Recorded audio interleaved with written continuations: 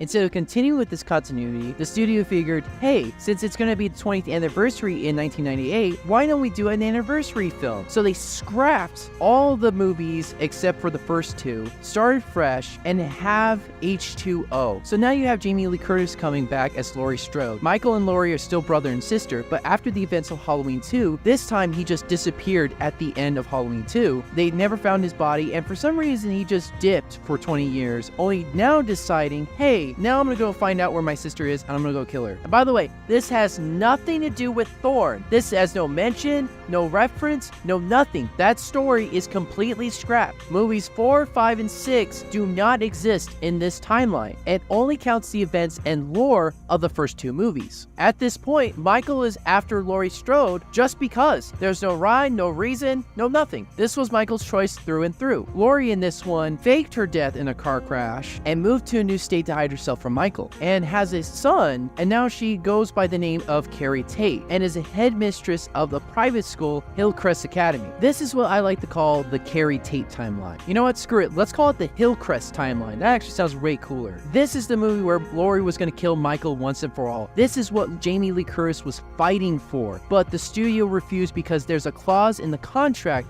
that you couldn't kill Michael because they wanted to make more movies. But there was a compromise, which is why at the ending of H2O, we see, quote unquote, Laurie decapitate Michael, and there it is, there's the ending, right? Until you get to Resurrection, somehow Laurie kills the wrong person? Calling a twist is way too polite. Betrayal sounds more appropriate. All I gotta say is that Michael kills Laurie in this one after Laurie commits herself in a mental hospital because she killed the wrong person, leading to Busta Rhymes to enter the ring, having this epic showdown since Freddy vs. Jason. Oh, you thought Freddy vs. Jason was cool? Fuck you, this is way better. Ain't nobody gonna tell it what to do on national TV. The story was about Busta Rhymes' character making an internet reality show called Dangertainment, having it revolve around the story of Michael Myers, and filming it at the Myers household. And we all know what a great idea that is. Well, needless to say, this movie was a failure. So instead of another sequel retconning all the movies that came before, with the exception of the first two Halloween movies, there was the remakes. And since the Rob Zombie movies don't follow up the first movie, which this is what the video's about, we're gonna move on to 2018 Halloween.